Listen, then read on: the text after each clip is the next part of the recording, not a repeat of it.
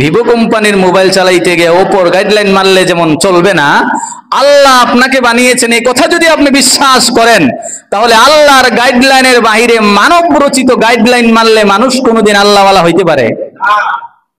রাগ করলেন কথাটা শুই না? যৌক্তিক না অযৌক্তিক? ইনিল হুকমু ইল্লা লিল্লাহ, অর্থাৎ বিধান দেওয়ার মালিক শুধুমাত্র আল্লাহ, আল্লাহ ছাড়া আর কেউ বিধান দেওয়ার মালিক নয়। ঠিক না বেঠিক?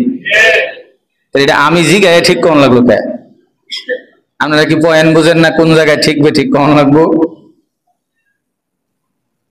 ইউসুফ আলাইহিস সালাম কি দাওয়াত দিলেন? এখন বিধান দেওয়ার মালিক কে? কারণ এই জায়গায় আইসা দেখবেন সবার অন্তরে লেগে যায়। এই কথাটাই আমরা মানতে পারি না। কেন মানতে পারি না?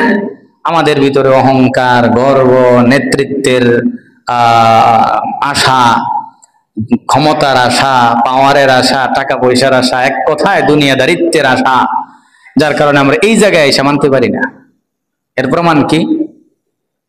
প্রমাণ হইল এই পৃথিবীতে আল্লাহ তাআলা যখন এই পৃথিবীটা বানাইলেন, এখন আপনাদেরকে একটা কথা জিজ্ঞেস করি, এই পৃথিবী বানাইছে কে? আল্লাহ নাম আরো আসতে করেন, এই পৃথিবী বানাইছে কে? সন্দেহ আছে? তাহলে এটা জোরে বললে সমস্যা কি?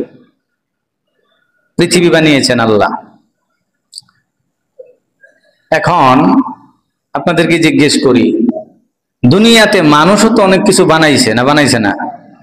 মানুষকে আল্লাহ বানাইছে, কিন্তু মানুষের মাধ্যমে আল্লাহ অনেক কিছু বানাইছেন না?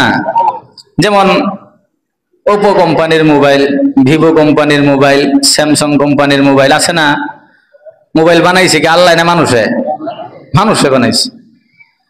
এখন ধরেন ভিভো কোম্পানির মোবাইল যে বানাইছে, মোবাইল বানানোর পরে এটা কেমনে চালাতে হবে, কিভাবে এটা সেটিং, কোন জায়গায় কি আছে না আছে, এই ব্যাপারে কোনো গাইডলাইন ছাড়া মোবাইল কি মার্কেটে ছেড়ে দিছে? না গাইডলাইন আছে? গাইডলাইন আছে না? এখন যদি আপনি চালাইতেছেন ভিভো মোবাইল আর ওপো কোম্পানির গাইডলাইন একটা নোটবুক, এটা নিয়ে আইসা কোন যে আমি গাইডলাইন পাইছি, তাহলে কি আপনি ভিভোর সম্পূর্ণ গাইডলাইন মানতে পারবেন? কেন? এটাই কোম্পানির গাইডলাইন না। কোম্পানি বানাইছে ভিভোর মালিক, তাইলে গাইডলাইনটাও আনতে হবে তার কাছ থেকেই, ঠিক না? এই দুনিয়া বানাইছেন আল্লাহ, এতে কোনো সন্দেহ আছে? আমাদেরকে বানাইছেন কে? তাহলে আল্লাহ যে আমাদেরকে বানাইছেন, আল্লাহ কি আমাদেরকে পরিচালনার জন্য সেটিং কিভাবে করতে হবে না করতে হবে, এটার জন্য কি আল্লাহ গাইডলাইন দেন নাই? গাইডলাইন ছাড়া কি চলা সম্ভব? উচিত কি মানুষ বানাইছেন আল্লাহ, এটার গাইডলাইন দিব প্রধানমন্ত্রী? কেন দিব?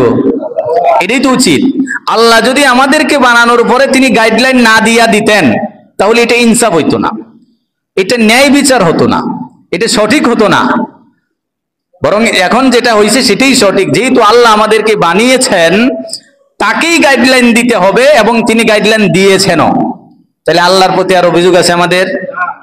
এখন যদি গাইডলাইন না মাইনে আপনি ভিভো কোম্পানির মোবাইল চালাইতে গিয়ে ওপোর গাইডলাইন মানলে যেমন চলবে না, আল্লাহ আপনাকে বানিয়েছেন এই কথা যদি আপনি বিশ্বাস করেন, তাহলে আল্লাহর গাইডলাইনের বাহিরে মানব রচিত গাইডলাইন মানলে মানুষ কোনোদিন আল্লাহওয়ালা হইতে পারে?